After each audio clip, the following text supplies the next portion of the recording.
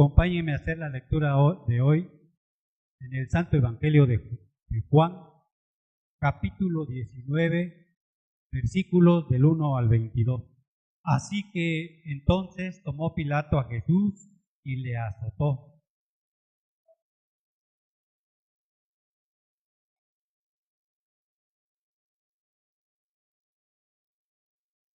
Y le decían: Salve, Rey de los judíos, y le daban de bofetadas.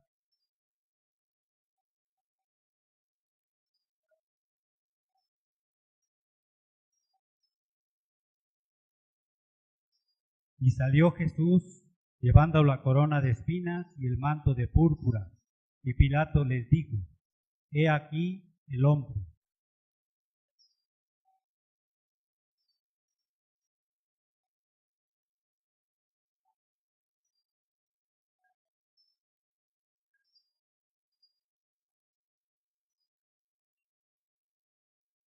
Los judíos le respondieron: Nosotros tenemos una ley, y según nuestra ley debe morir, porque se hizo a sí mismo Hijo de Dios.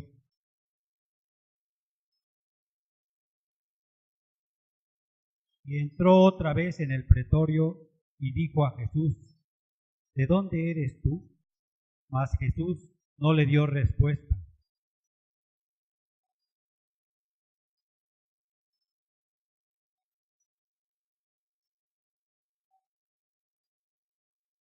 Respondió Jesús: Ninguna autoridad tendrías contra mí si no te fuese dada de arriba. Por tanto, el que a ti me ha entregado, mayor pecado tiene.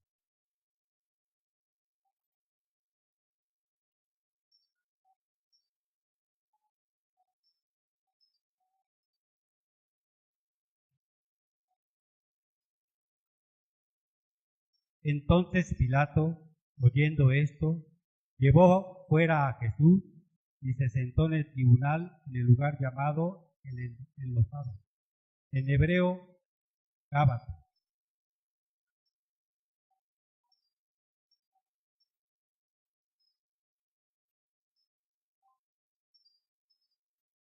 Pero ellos gritaron: ¡Fuera! ¡Fuera! ¡Crucifícale! Pilato les dijo: ¿A vuestro rey he de crucificar? Respondieron los principales sacerdotes: No tenemos más rey que César.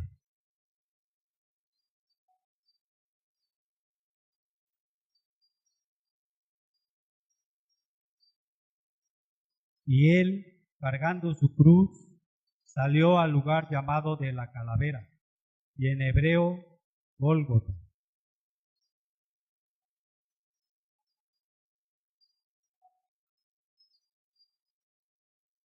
Escribió también Pilato un título que puso sobre la cruz, el cual decía: Jesús Nazareno, Rey de los judíos.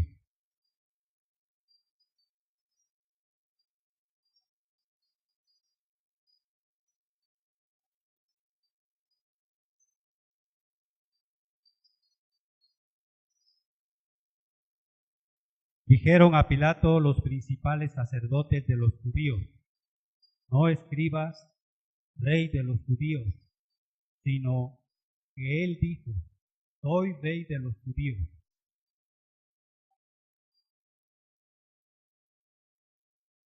Hasta ahí dejamos la palabra. Tienen sus rostros para que hagamos una oración. Padre, gracias porque podemos reunirnos como tu iglesia esta tarde para escuchar tu palabra.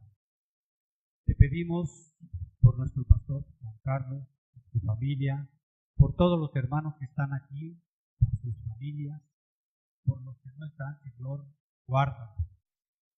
Gracias te damos, Señor, por todas tus misericordias, por todas tus transgresiones, Señor. Te damos gracias, Señor, por habernos escogido desde antes de la creación del mundo, para que fuéramos tus hijos adoptados en el nombre de Jesús. Gracias te damos, Señor, por bendito nombre de tu Hijo amado, Jesucristo. Amén. Ahora pasamos a darle nuestros himnos y nuestras alabanzas a nuestro Señor. Con nuestros hermanos.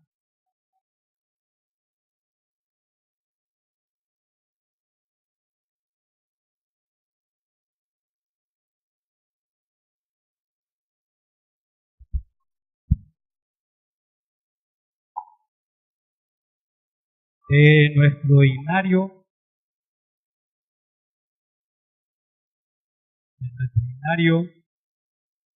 el himno número 190, junto a la cruz.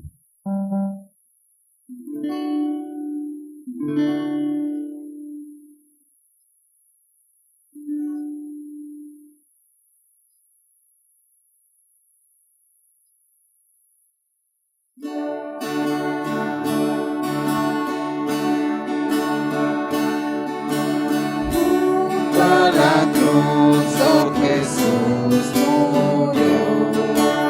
Junto a la cruz, oh salud perdí. Ya mis maldades Él perdonó. A su nombre gloria. A su nombre gloria. A su nombre gloria. Ya mis maldades Él perdonó. A su nombre gloria. Junto a la cruz donde le busqué, cuán admirable perdón me dio. Ya con Jesús siempre viviré. A su nombre gloria. A su nombre gloria. A su nombre gloria. Ya mis maldades Él perdonó. A su nombre gloria. Fuente preciosa de salvación, qué grande gozo yo pude hallar al encontrar en Jesús perdón. A su nombre gloria. A su nombre gloria. A su nombre gloria. Ya mis maldades Él perdonó. A su nombre gloria. Tu pecador que perdido estás, hoy esta fuente ven a buscar. Paz y perdón encontrar podrás. A su nombre gloria. A su nombre gloria. A su nombre gloria. Ya mis maldades Él perdonó. A su nombre gloria.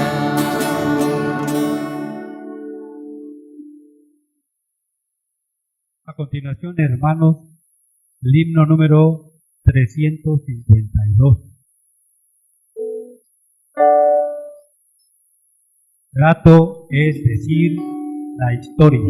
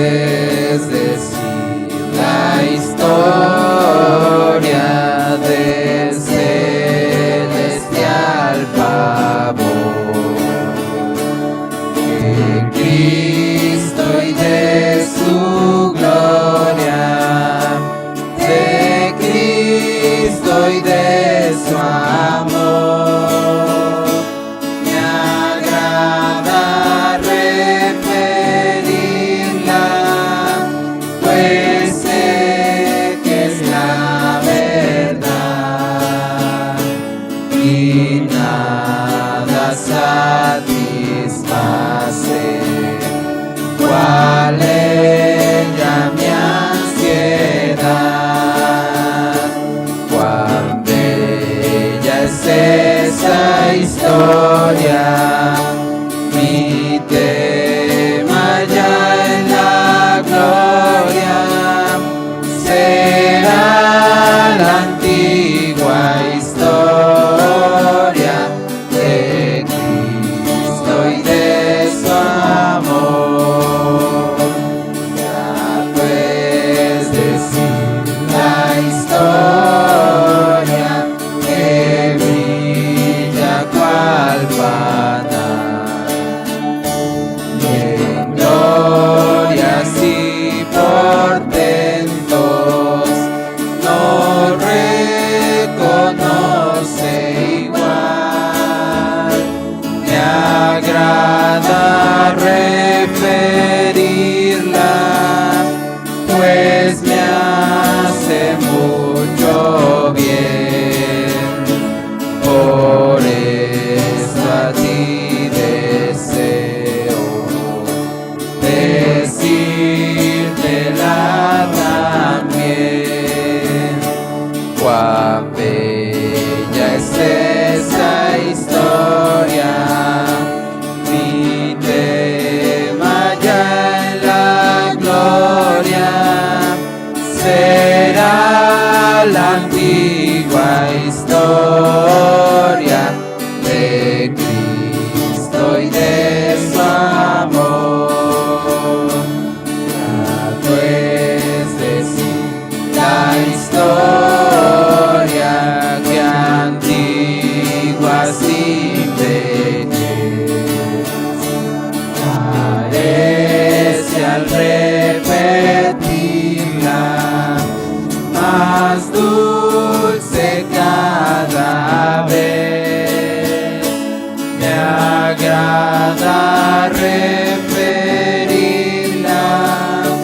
pues hay que nunca oyó que para hacerle salvo el buen Jesús murió. Cuán bella es esa historia, mi tema ya en la gloria será la antigua historia de Cristo y de su amor.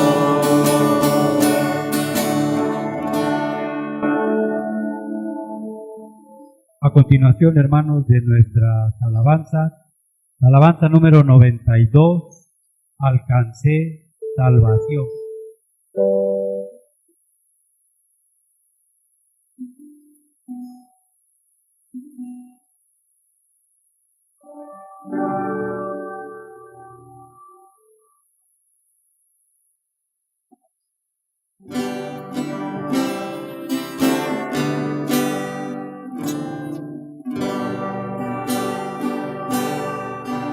De paz inundada mi senda ya esté, o cúbrala un mar de aflicción. Mi suerte cualquiera que sea, diré, alcancé salvación, alcancé salvación,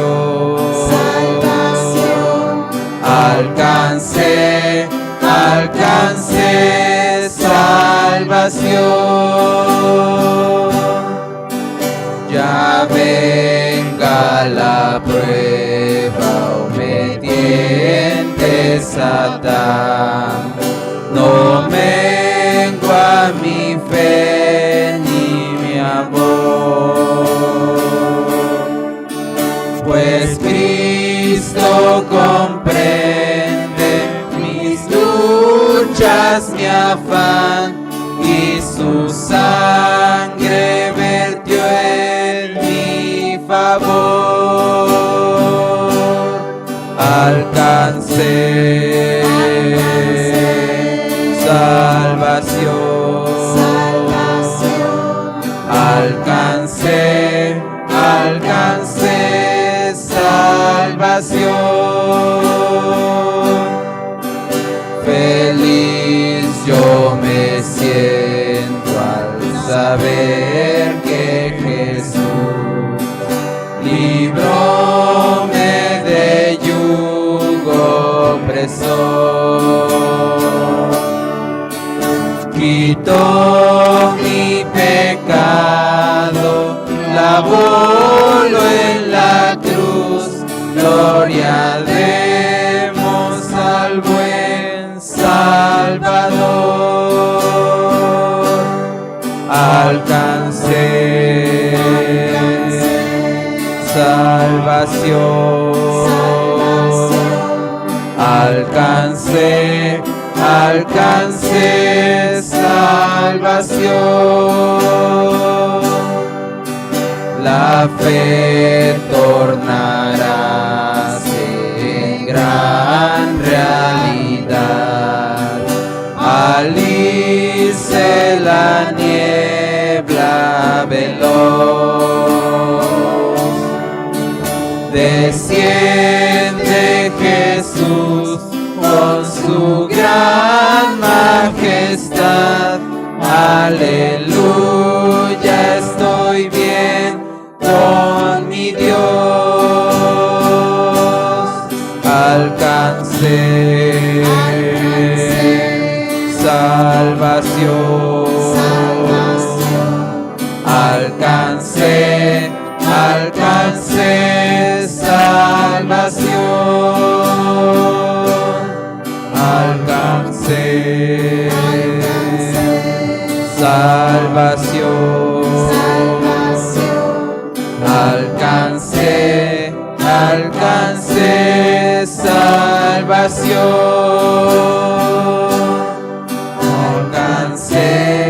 alcancé salvación.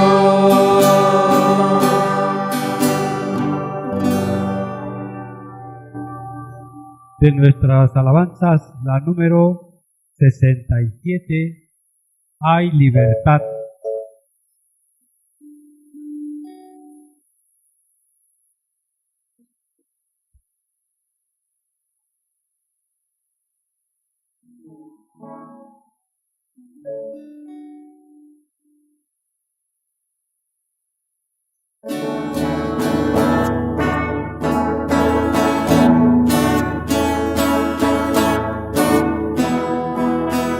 Las cadenas de la muerte me quitó, para mí ya no hay condenación, hay libertad, libertad. Siendo esclavo del pecado me libró, en la cruz compró mi redención y libertad.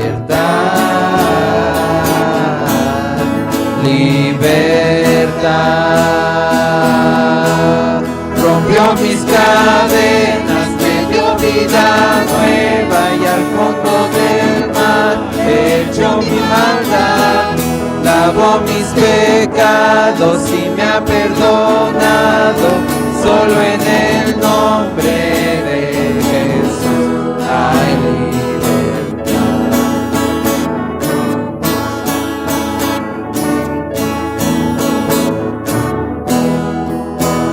Yo proclamo al que en la cruz por mí murió y cambió mi duro corazón por libertad,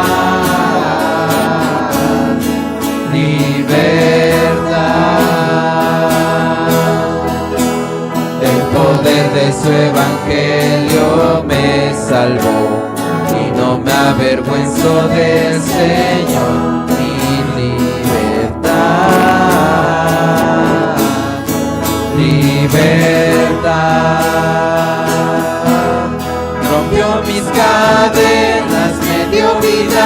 nueva y al fondo del mar echó mi maldad. Lavó mis pecados y me ha perdonado. Solo en el nombre de Jesús hay libertad. Al que el Hijo hace libre, es libre en verdad. Al que el Hijo hace libre, es libre en verdad. Al que el Hijo hace libre, es libre en verdad. Rompió mis cadenas, me dio vida nueva y al fondo del mar echó mi maldad. Lavó mis pecados y me ha perdonado. Solo en el nombre de Jesús hay libertad.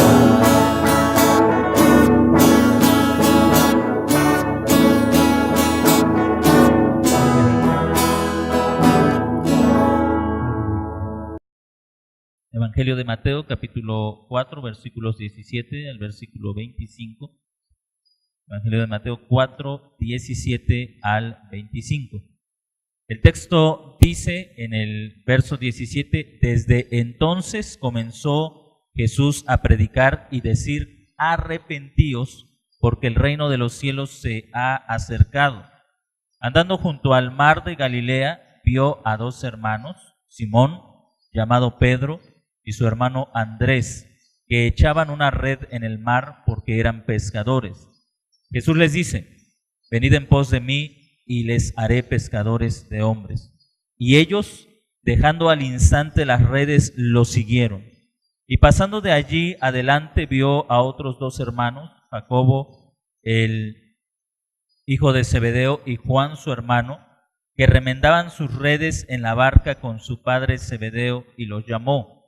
Y ellos, dejando al instante la barca y a su padre, los siguieron. Y recorría toda Galilea, enseñando en las sinagogas de ellos, proclamando el evangelio del reino y sanando toda enfermedad y toda dolencia en el pueblo. Y su fama se difundió por toda Siria, y le trajeron a todos los que padecían males, afligidos por diversas enfermedades y tormentos, endemoniados, lunáticos y paralíticos, y los sanó. Y grandes multitudes los siguieron desde Galilea y Decápolis, y desde Jerusalén y Judea, y desde más allá del Jordán. Hasta aquí la lectura de la palabra del Señor. El tema que quiero compartir con ustedes, hermanos, es: un llamado radical demanda una respuesta radical. Un llamado radical demanda una respuesta radical. El verso 17 es en sí un resumen del inicio del ministerio del Señor Jesucristo. Desde entonces comenzó Jesús a predicar y a decir: arrepentíos, porque el reino de los cielos se ha acercado. No sabemos exactamente cuántas semanas o cuántos meses pasaron desde que Jesús comenzó a predicar hasta el día en que comenzó a llamar a los discípulos, quienes posteriormente serían sus apóstoles. Incluso una lectura del resto de los evangelios nos vamos a dar cuenta que el relato aquí no es cronológico, porque existen diferencias en la manera en que Marcos, Lucas cuentan el llamado de los discípulos y comparándolo con el relato que hace Mateo. Así que no tenemos un relato cronológico, no nos está diciendo exactamente que los primeros en ser llamados fueron Pedro y que posteriormente Santiago o Jacobo, sino más bien nos cuenta acerca de la autoridad que Jesús ejerce sobre la vida de aquellos que llama a ser sus discípulos. Tenemos entonces en el verso 17 un breve, una declaración breve acerca del inicio del ministerio del Señor Jesucristo. Las semanas, los meses que transcurren entre el primer momento en que Jesús predica y el llamado de los apóstoles o de los discípulos no está claro, pero Jesús comienza a predicar, así que estos hombres están ya relacionados con el llamado de Jesucristo. Ellos han escuchado a Jesús predicar acerca de el reino de los cielos, cuyo principal llamado es un llamado al arrepentimiento. En esta historia que se nos cuenta del verso 17 al verso 25 encontramos dos situaciones o dos etapas del llamado y del ministerio del Señor Jesucristo. La primera tiene que ver con el carácter de Jesús, con el llamado que Él hace, y la segunda tiene que ver con la respuesta de aquellos a los que Él llama personalmente. Observe usted algo que vamos a ver más adelante. Muchas personas son las que lo siguen, pero en realidad muy pocos fueron los que Él llamó. Y quiero enfocarme no en las personas que siguen a Jesús, sino en las personas que Jesús llama personalmente. Tenemos entonces en esta historia dos escenas, dos etapas de la narración. El ministerio de Jesucristo y la respuesta de aquellos a los que Él llama. En el verso 17 se nos enseña, como lo hemos estado viendo, que el contenido de la predicación del Señor Jesucristo era esencialmente el llamado al arrepentimiento. Tenemos que observar, hermanos, que el llamado al arrepentimiento es en sí un llamado de gracia.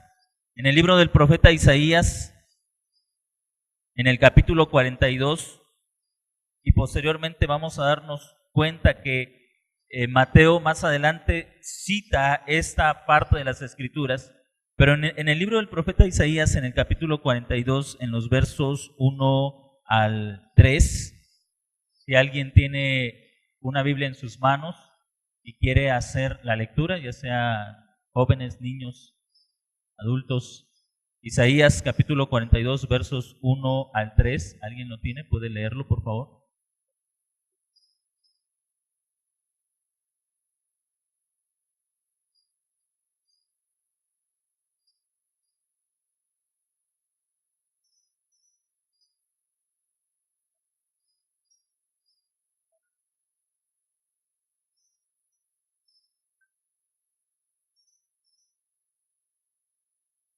Gracias, ahí tenemos la lectura de este pasaje. No quebrará la caña cascada, dice el profeta Isaías. Recuerden ustedes que el propósito de Mateo es mostrar que Jesucristo es el rey legítimo de la nación de Israel. Ahora, en las lecturas del Antiguo Testamento, hermanos, nos damos cuenta que cuando un rey llegaba a un territorio, lo primero que hacía era matar a sus adversarios, ¿sí? Y llevar esclavos a los que se habían opuesto o los que habían luchado en contra de su reino. Algo completamente diferente en la actitud de Jesucristo hacia aquel pueblo que había sido su enemigo, hacia aquellos que habían sido rebeldes a su llamado. Lo primero que Él hace es un llamado al arrepentimiento, y quiero recalcar que este llamado al arrepentimiento es un llamado de gracia, porque Jesús comienza su ministerio en un pueblo que había recibido los pactos, pero que estaban viviendo no como hijos del pacto, sino como enemigos de los pactos. Habían hecho alianzas con los romanos, estaban viviendo en una cultura pagana, pero no solamente estaban viviendo en una cultura pagana, habían sido asimilados por esa cultura pagana. Pero Jesús comienza a predicar la llegada del reino con este mensaje: arrepiéntanse, porque el rey ha llegado, arrepiéntanse. Es un llamado de gracia, como dice el profeta Isaías: no quebrará la caña cascada, es decir, antes de que Él traiga la justicia, la primera parte será el llamado de la gracia, el llamado de la misericordia. Hermanos, ¿cuántas veces pensamos que el llamado al arrepentimiento es un llamado agresivo a nosotros. Quisiéramos recibir gracia, pero sin arrepentimiento. Quisiéramos recibir gracia, pensamos muchas veces que la gracia es aquella expresión de una tolerancia al pecado en el que estábamos viviendo o en el que nos encontrábamos, y pensamos que la gracia es cuando una persona nos dice: no importa cómo vives, Dios te ama así. Muchas veces pensamos que ese es un mensaje de gracia. Ese mensaje no es un mensaje de gracia, porque el mensaje de gracia lo hemos reflejado en las palabras de Jesús: arrepiéntanse, lo que ustedes merecen es castigo, lo que ustedes merecen es juicio, lo que ustedes merecen es condenación, pero yo les estoy llamando al arrepentimiento. Merecen morir a causa de sus pecados, pero los estoy llamando al arrepentimiento. Ahí tenemos la esencia de la gracia. La gracia reconoce lo que es la persona a la que se le ofrece, pero nos abre una puerta que no merecemos. Jesús sabía que aquellas personas que eran el pueblo de Dios, pero que vivían como paganos, merecían ser castigados y condenados por su deslealtad, por su infidelidad a las promesas de Dios, pero Dios a través de Jesucristo les está extendiendo la gracia. Muchas veces, hermanos, en el evangelio que escuchamos, o que ese evangelio coloquial, cultural, común, es un evangelio que en su desesperación por mostrar gracia la erradica por completo. Porque muchas veces pensamos que la verdadera gracia, como le decía hace rato, se halla en decirle a las personas: Dios te ama tal y como es. Pensemos un momento en esa declaración. ¿Realmente Dios nos ama tal y como somos? Nos ama en nuestra idolatría, en nuestro adulterio, en nuestra hechicería, en nuestra fornicación, en nuestra inmoralidad, en nuestros egoísmos, en nuestro orgullo, en nuestra maldad, en la lascivia, en la embriaguez. ¿Nos ama tal y como somos? Como R.C. Sproul escribió en alguna ocasión sobre un asunto similar, él decía, o él escribía: yo no estoy de acuerdo con aquellos que dicen que Dios ama al pecador tal y como es, porque a quien Dios envía al infierno es al pecador, no al pecado. Así que Dios no nos ama tal y como somos, y precisamente la predicación de Jesucristo muestra eso. Si Dios ama al pueblo judío tal y como es, entonces no hay una necesidad de arrepentirse. No hay una necesidad de cambio, no hay una necesidad de transformación, no hay una necesidad de dejar de lado lo que se estaba haciendo. ¿Por qué? Porque Dios los amaba tal y como eran. Pero el mensaje de Jesucristo no es Dios los ama tal y como son, más bien Dios está enojado con ustedes a causa de su pecado, pero les está dando un espacio de gracia. Arrepiéntanse, arrepiéntanse. Esa es la esencia de la predicación del evangelio. Que Dios aborrece nuestro pecado, y a pesar de que aborrece nuestro pecado, nos ha dado un espacio de gracia, nos ha dado un tiempo de gracia. Ese tiempo de gracia está caracterizado por una demanda, por un llamado al arrepentimiento. El tiempo de la gracia de Dios hacia nuestras vidas debe estar caracterizado por un llamado al arrepentimiento, porque Dios aborrece nuestro estilo de vida. Dios aborrece nuestra forma de vivir alejado de Él, alejados de la obediencia, alejados de la gracia, alejados del pacto, alejados de las promesas, alejados de la palabra de Dios. Dios aborrece nuestro estilo de vida, y su gracia se hace evidente cuando, en lugar de condenarnos, nos llama al arrepentimiento. Y perdonarnos no es una obligación de Dios, déjenme decir. Errar es humano, perdonar es divino, decía. Como si el perdonar fuera una obligación de Dios, como si Dios estuviera obligado a perdonarnos. En alguna ocasión les decía, no recuerdo el tema que estábamos hablando, pero a veces pensamos que el hecho de arrepentirnos obliga a Dios que nos perdone. Pero Dios no tiene ninguna obligación en perdonar a hombres que han buscado sus propios males. En el libro de Eclesiastés, Salomón escribe: Dios hizo al hombre perfecto, pero él se ha buscado muchos males.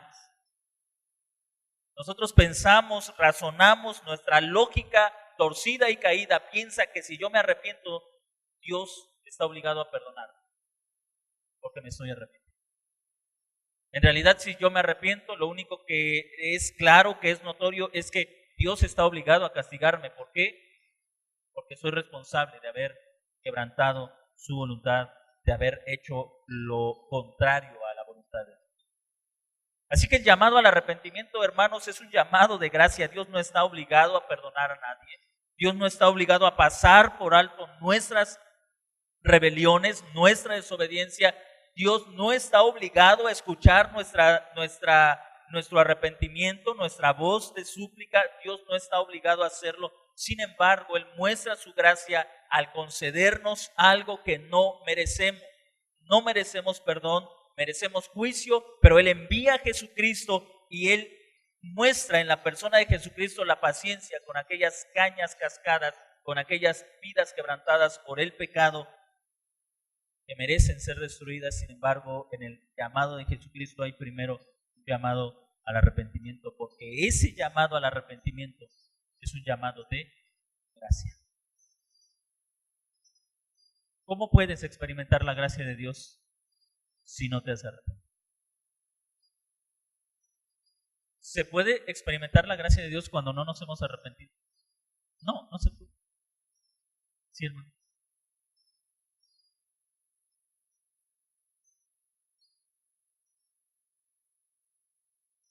Es una verdad a medias. Es cierto, Dios es amor, pero también es fuego consumido. Es decir, si Él nos perdona es porque Él quiere libremente perdonarnos, no porque Él está obligado a perdonarnos. Y ahí está la diferencia. Él quiere libremente perdonarnos porque Él decidió castigar en la persona de su Hijo lo que debía castigar en nosotros. Así que en ese sentido sí podemos decirle a una persona: arrepiéntete y Dios te puede perdonar, porque estamos confiando no en que Dios está obligado a perdonarnos, sino que ya castigó a su Hijo para podernos extender gracia a nosotros, que no merecemos. Y aquí hay algo importante, hermanos: no podemos experimentar la gracia si no nos hemos arrepentido. ¿Por qué no la podemos experimentar? ¿Por qué somos enemigos de Dios? Me refiero a... Observe usted, y más adelante vamos a darnos cuenta de eso, que cuando el Bautista comienza con la predicación de arrepiéntanse, recuerdan ustedes que los fariseos se acercan a Juan para ser bautizados por él, pero él les dice: ¿quién les enseñó a huir de la ira venidera, generación de víboras? Es decir, a lo largo del Evangelio de Mateo nos vamos a dar cuenta que en el llamado y la predicación del Bautista, como en el llamado y la predicación de Jesús, siempre existieron dos tipos de personas: aquellas que acudían pero no se arrepentían, y aquellas que acudían porque estaban arrepentidas. Los fariseos acudían quizá con el propósito de que Jesús, al verlos, dijera: miren a esos hombres, no hay hombres más justos que ellos no necesitan arrepentirse. Pero Jesús, como Juan el Bautista, criticaron la hipocresía de aquellos que se consideraban a sí mismos justos y santos. Hermanos, qué difícil es llegar a tener la conciencia de que necesitamos arrepentirnos cuando a nuestros propios ojos somos personas justas y santas. De ahí que el arrepentimiento es incluso un don de Dios, porque a menos que Dios nos permita ver la maldad en la que hemos sido concebidos, la maldad y la gravedad de nuestros pecados, nos es imposible arrepentirnos. Muchas veces le decimos a las personas, o incluso nos dicen a nosotros: arrepiéntete, y nosotros podemos decir: ¿y de qué me voy a arrepentir? ¿De qué me voy a arrepentir si soy una persona honesta, buena, me esfuerzo por ser una buena persona? Hay gente peor de lo que yo soy. Yo realmente no he hecho cosas malas. ¿De qué me voy a arrepentir? Así que el mismo llamado al arrepentimiento, hermanos, es una muestra de la gracia, porque me temo que ninguno de nosotros se hubiera arrepentido o ninguno de nosotros es capaz de arrepentirse a menos que Dios nos conceda el don del arrepentimiento, porque a nuestros propios ojos somos personas justas, buenas, bondadosas, nobles.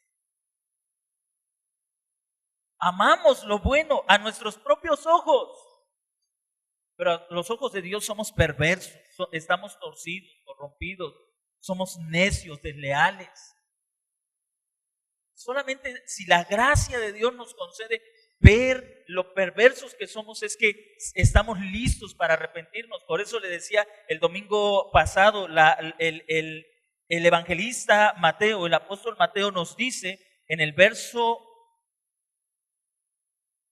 capítulo 4, en el verso 13, dejando Nazaret, habitó en Capernaum. Yo creo que Jesús habitó en ese lugar para que las personas que estaban en esos lugares, en esas regiones, se dieran cuenta a la luz de la perfecta vida de Jesucristo, lo pecadores que eran.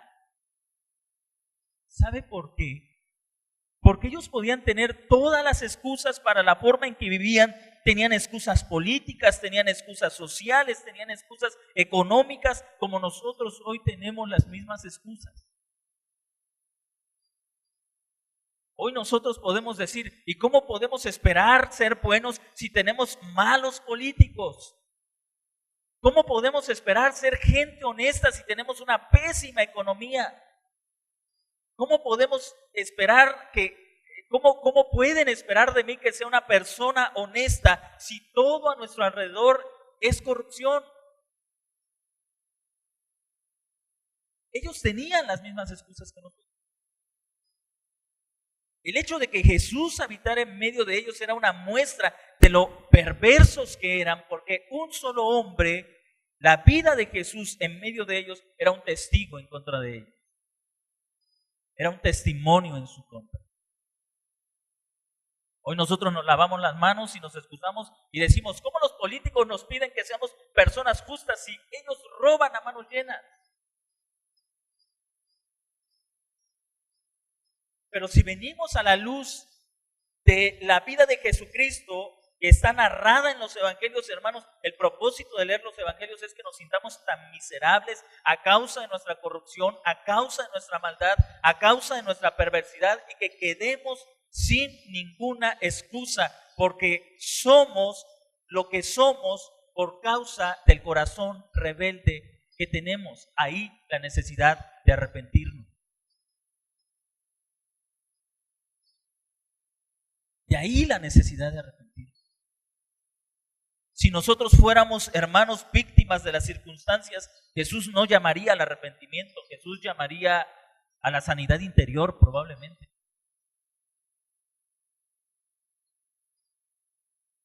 Jesús diría, ustedes son así porque no se han dado cuenta de lo que realmente son. Ustedes son personas grandiosas. Mírense al espejo y digan, bueno, no había espejos en ese tiempo, pero probablemente les habría dicho, mírense en el mar y digan, soy una persona grandiosa.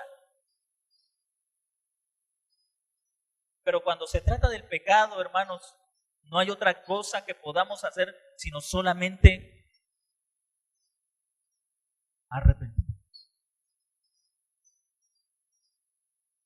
Cuando el pecado es lo que ha torcido nuestra vida, cuando el pecado es lo que ha quebrantado o ha torcido nuestra manera de ver la vida, nuestra manera de actuar, nuestra manera de vivir, no hay otro camino más que el camino del arrepentimiento.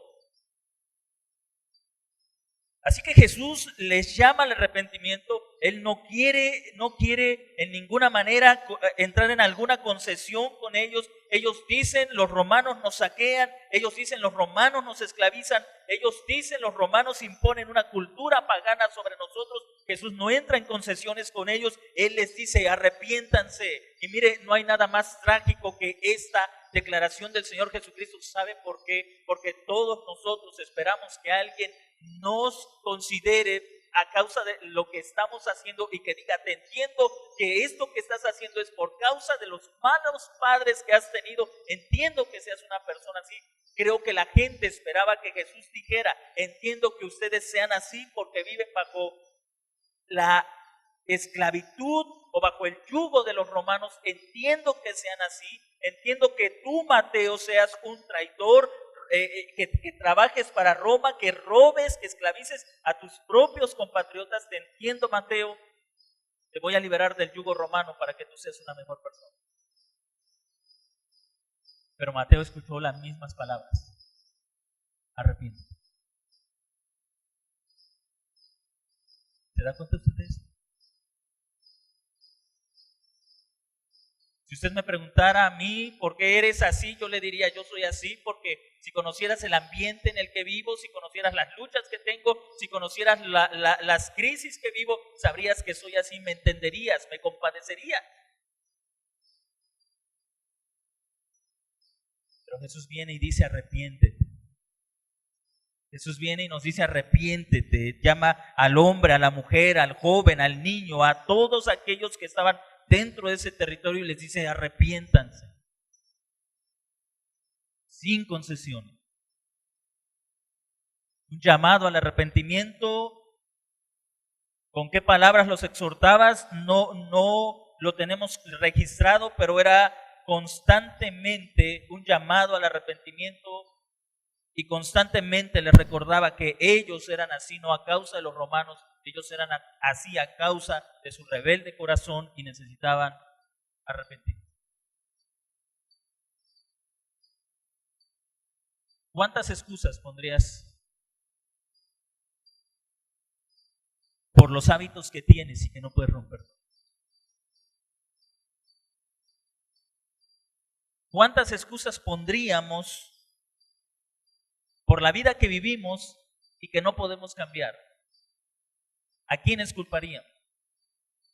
Quizá como padres a nuestros hijos, como ciudadanos a nuestros gobiernos, como hijos a nuestros padres. Pero la solución para el problema es una sola. Se resume en una sola palabra: arrepentimiento. Y el arrepentimiento requiere que nos hagamos responsables de las cosas que estamos haciendo. Tú no te puedes arrepentir de lo que no eres responsable. ¿No es cierto? El arrepentimiento requiere que nos hagamos responsables de las cosas que estamos haciendo. Es decir, odio porque soy malo, no por las personas que me rodean. Miento porque soy mentiroso desde el vientre de mi madre, no por la gente que me rodea. El arrepentimiento hace necesario que nos hagamos responsables de nuestra propia maldad, de nuestra propia pecaminosidad, que digamos junto con David: contra ti, Señor, contra ti solo he pecado y hecho lo malo delante de tus ojos. Es decir, que hagamos nuestro el pecado y que no culpemos a nadie más que a nosotros mismos, y que reconozcamos que la única razón por la que pecamos es porque somos pecadores desde que fuimos concebidos. Hasta que lleguemos a un punto de estar consciente de nuestra maldad, no probaremos el verdadero arrepentimiento. No conoceremos el verdadero arrepentimiento. Así que el llamado de Jesucristo es un llamado radical. Él no está llamando a esta gente a cambiar de gobierno, no les está diciendo salgan de este lugar y comiencen una nueva vida. No los está llamando a cambiar de tierra, los está llamando a arrepentimiento. Hermanos, ¿cuántos de nosotros no hemos tenido una utopía? Y después de nuestros fracasos o de nuestros pecados pensar: tengo ganas de irme a otro lado y empezar una vida nueva y ser diferente. Donde nadie me conozca, donde nadie sepa quién soy, ahí comenzaré a vivir una vida nueva. Lo que necesitamos no es tierra nueva ni vida nueva, lo que necesitamos es arrepentimiento. Genuino, real, verdadero.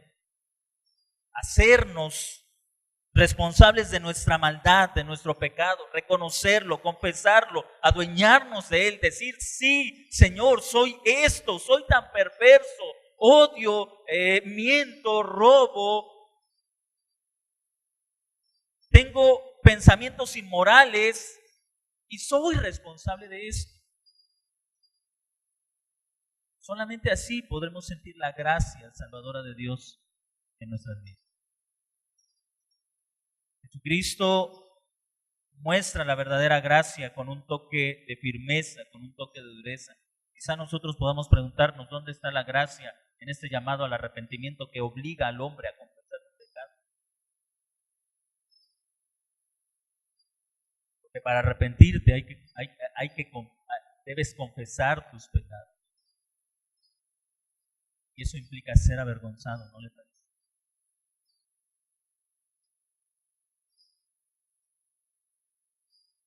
Implica ser avergonzado.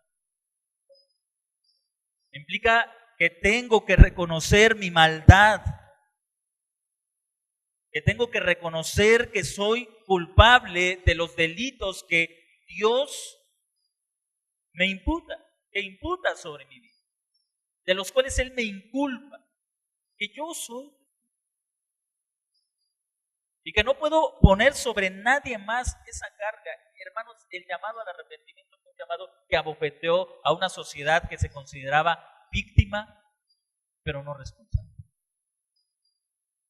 Y dígame si el término víctima no nos encanta a todos nosotros los seres humanos.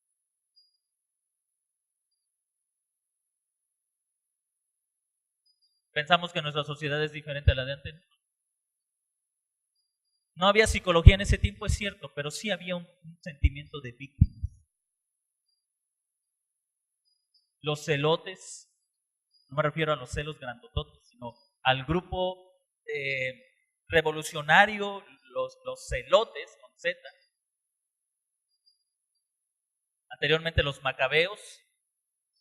Y todos esos grupos revolucionarios que luchaban en contra de los romanos, luchaban por una causa. Somos víctimas de un mal gobierno.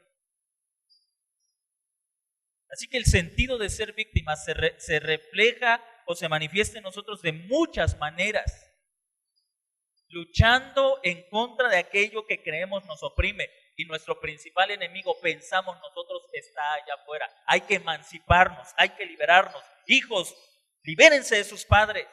Solamente liberándose de sus padres serán mejores personas.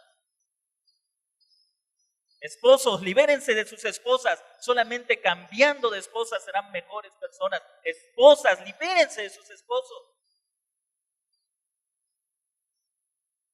Ciudadanos, libérense de sus gobiernos.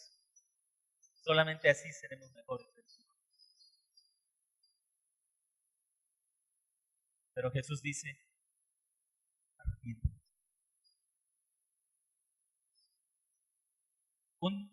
Una proclamación que el pueblo no quería escuchar y una proclamación que nosotros tampoco queremos escuchar.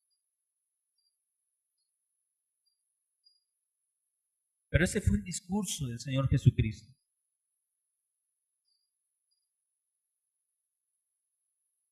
Quisiéramos encontrar un discurso quizá más amplio, saber qué palabras Jesús usó, pero en esencia Él llamó siempre al arrepentimiento.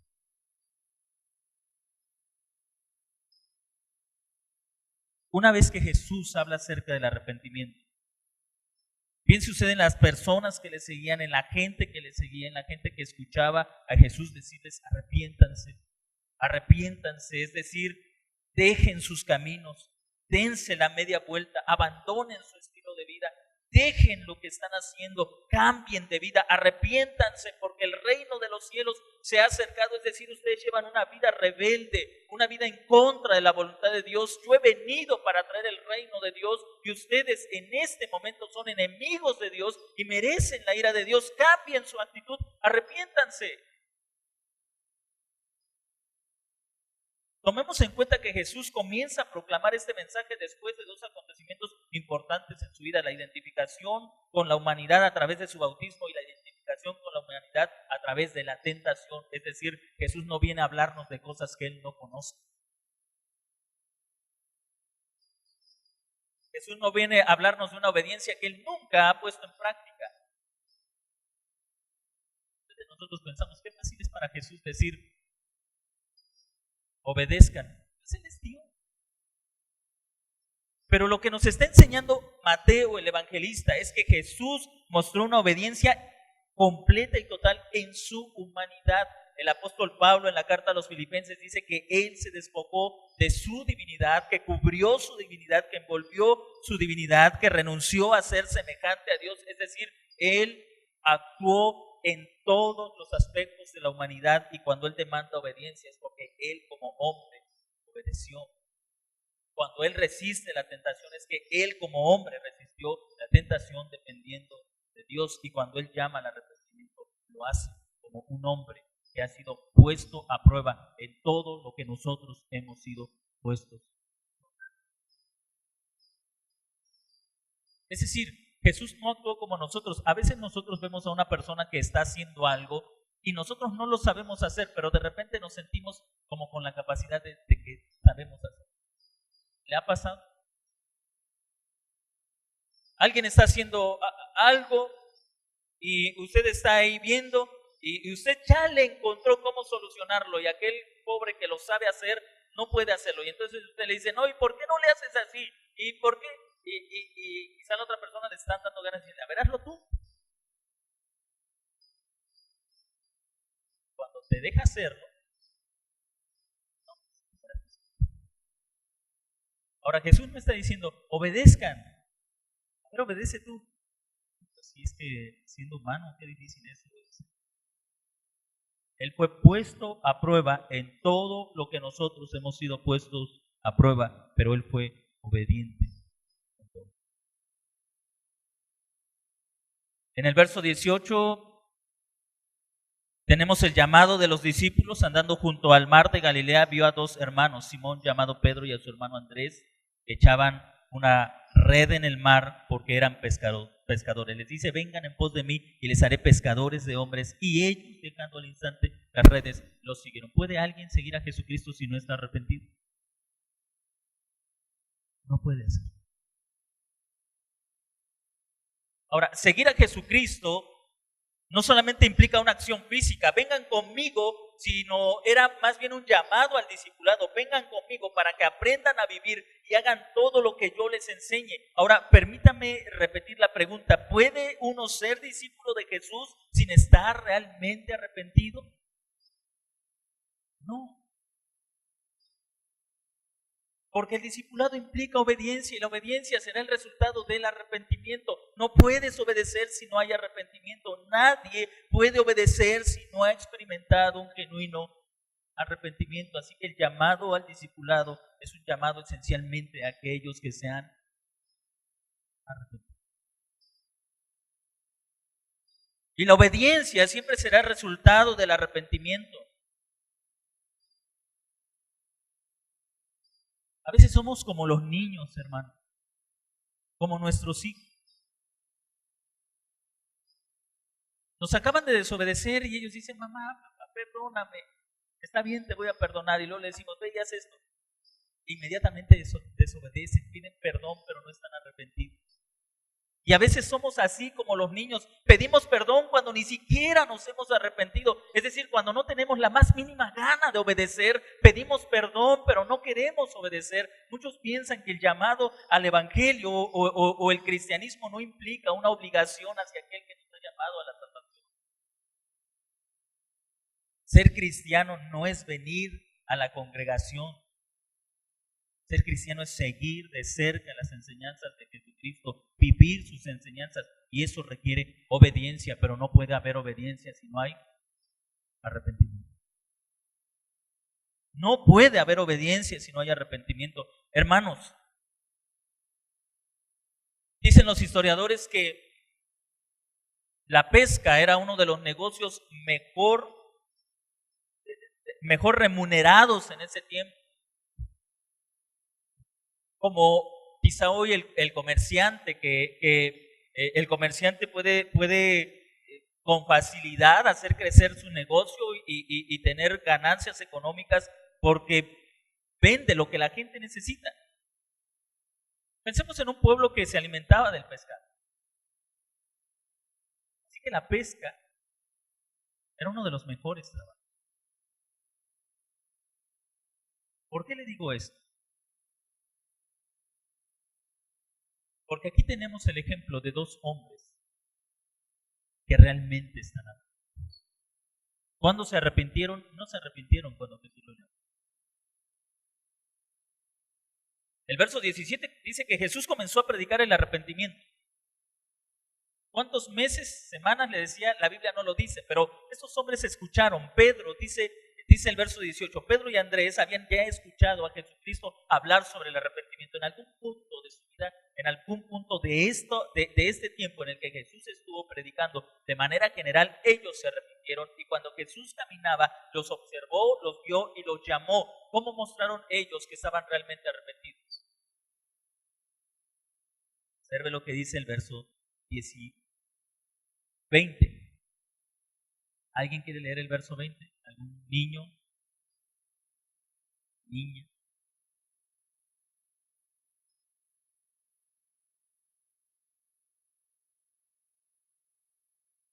Gracias. Dejando al instante las redes. No, sí. No quiero alegorizar. Pero la muestra de su arrepentimiento es que ellos abandonaron lo que era su futuro para ellos.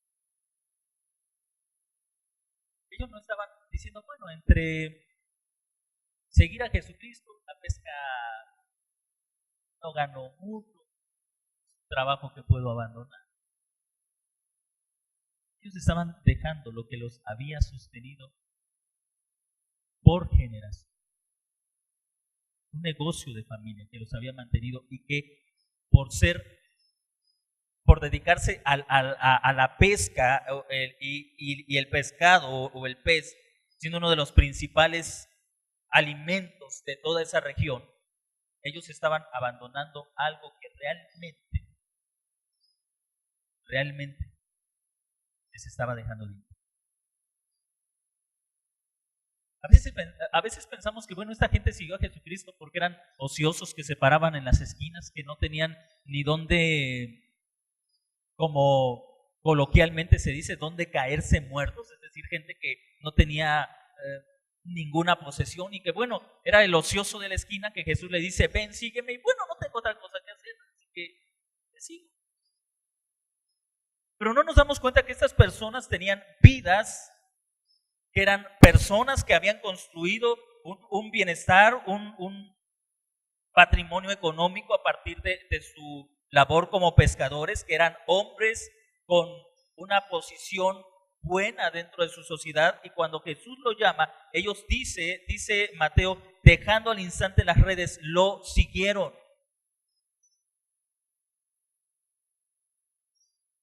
¿Por qué hay esta actitud de ellos? No hay una vacilación, no hay un retraso. Él les dice, síganme, y ellos al instante.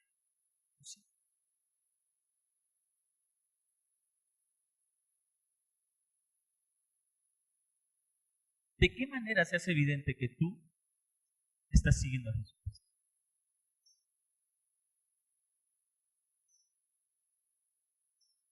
No a todos. Jesús llamó para que no a todo el pueblo, Jesús llamó para que subieran con él, solo a 12.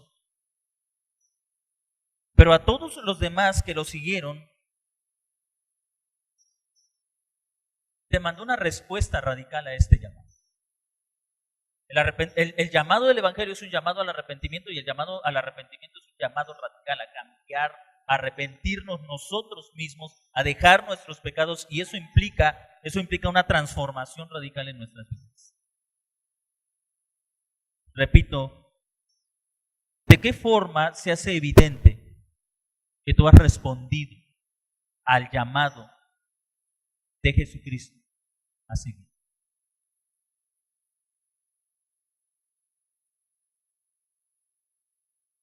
Conocerlo y obedecerlo. Arrepentir.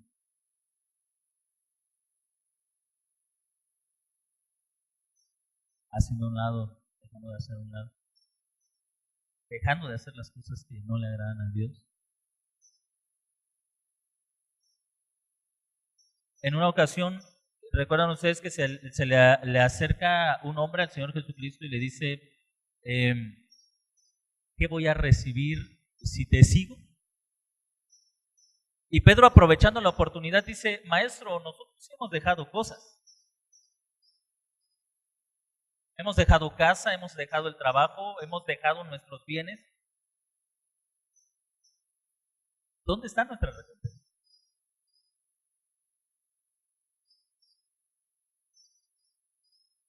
El llamado al Evangelio no nos impacta de la misma manera, pero a todos nos debe impactar.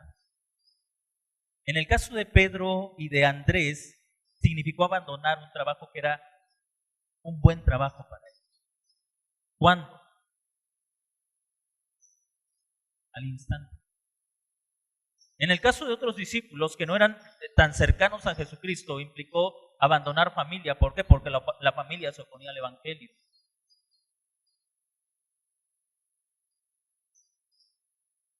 En otros casos implicó abandonar amigos. ¿Por qué? Porque los amigos se oponían al Evangelio. En otros casos implicó abandonar un trabajo como el de Mateo. ¿Por qué? Porque estar en ese trabajo implicaba ser deshonesto, no congeniaba con el llamado que Jesús estaba haciendo. Es decir, hermanos, el llamado del Evangelio es un llamado radical y debe ser evidente que nosotros somos discípulos de Jesucristo por las cosas que a nosotros de manera personal se nos ha demandado dejar.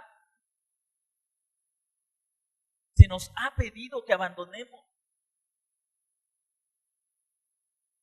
Quizá para un joven el llamado del Evangelio implique dejar un noviazgo que deshonra a Dios.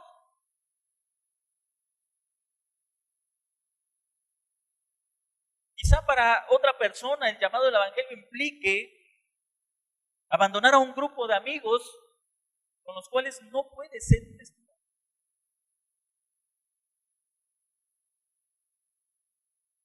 Pero el llamado del Evangelio siempre va a implicar una respuesta radical y evidente, visible, palpable.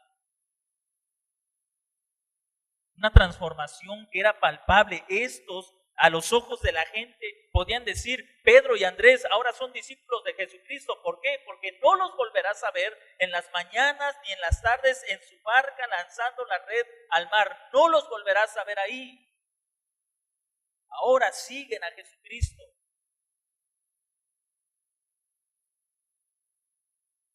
Es evidente para la gente. A veces, hermanos, decimos somos cristianos y los únicos que lo sabemos somos nosotros. Para nadie más es evidente esa verdad. Porque no abandonamos absolutamente. No dejamos absolutamente. Pero en el caso de estos hombres era evidente ese pueblo, estos lugares, Capernaum, era testigo que Pedro y Andrés ahora se habían convertido en seguidores de Jesucristo, porque nunca más los volverían a ver, como un trabajo de tiempo completo. En el Evangelio los vamos a encontrar un par de veces ahí, pero ya no como una entrega total a eso. Ahora ellos han cambiado. Por eso el tema, un llamado radical, demanda una respuesta radical. Permítame concluir con lo que dice el verso 19. Jesús les dice, vengan en pos de mí y les haré pescadores. Así que hay una respuesta radical, pero hay un propósito también que es radical. Quiero señalar, hermanos, que es notorio el hecho de que Jesús llama a hombres, Pedro y Andrés, Jacobo y Juan su hermano, los llama con un propósito. La transformación de una sociedad requiere en primer lugar la transformación de sus hombres.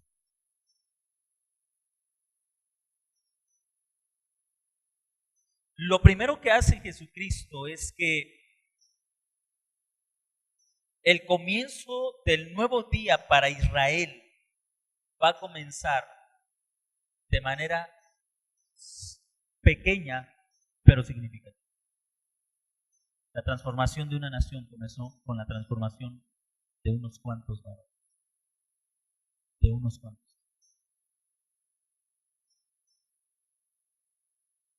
Observa eso.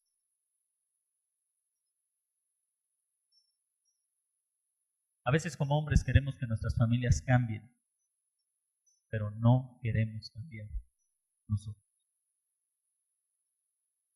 A veces como hombres queremos que nuestros hijos se arrepientan, pero no queremos arrepentirnos nosotros. Como hombres queremos que nuestros hijos sigan a Jesús, pero nosotros no queremos seguir. Como hombres les decimos a nuestra familia o a nuestros hijos, deja eso, deja aquello, abandónalo, pero nosotros no queremos abandonar aquellas cosas que sabemos. El Evangelio nos manda a abandonar, nos llama a abandonar, nos llama a que nos arrepintamos de ello y lo abandonemos. La transformación de una sociedad comienza con la transformación de sus hombres y eso solamente lo puede hacer el Evangelio.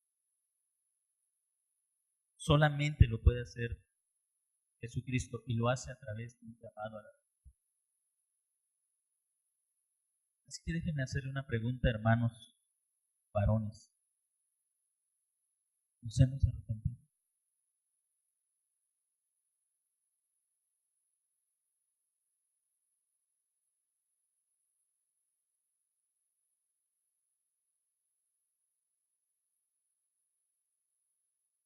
Si a nuestra familia le preguntaran si sus padres se han arrepentido, los hijos podrían decir, claro, es evidente. Porque desde el día que mi papá oyó del Evangelio, dejó por completo aquello que lo caracteriza. Se apartó de eso.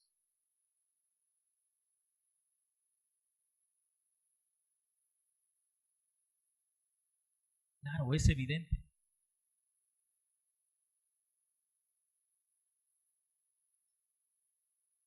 El llamado al Evangelio, hermanos, es esencialmente un llamado a seguir a Jesucristo. Y seguir a Jesucristo implica abandonarnos a nosotros mismos, dejarnos a nosotros mismos.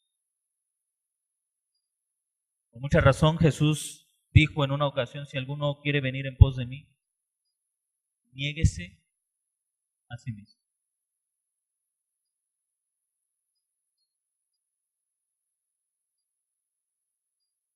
Así que quiero simplemente que al concluir en esta tarde, usted y yo podamos reflexionar en el tipo de cristianismo que nosotros estamos llevando. Es un cristianismo que es evidente a causa de las cosas a las que hemos renunciado y el camino que estamos siguiendo. Es evidente que soy cristiano porque estoy obedeciendo a Jesucristo. O es evidente que soy cristiano solo porque en la foto de perfil del WhatsApp o en la pared del Facebook publico algunas cosas buenas. Cristiano.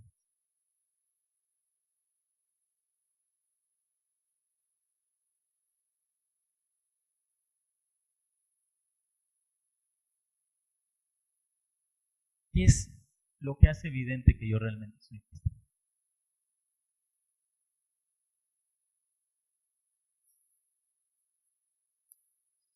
Ese llamado de Jesús sigue haciendo eco en nuestros días.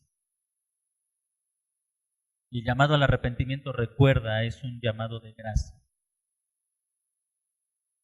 Por eso es que el escritor a los hebreos, al escribir a la iglesia, le dice, por tanto, no endurezcan su corazón como sus padres en la provocación cuando tentaron al Señor, sino en el momento en que escuchan su voz, responden. Si el Señor nos llama al arrepentimiento, lo mejor que podemos hacer es arrepentirnos. Seguir fielmente al Señor en una actitud de obediencia a su palabra. Incline su rostro y vamos a ver.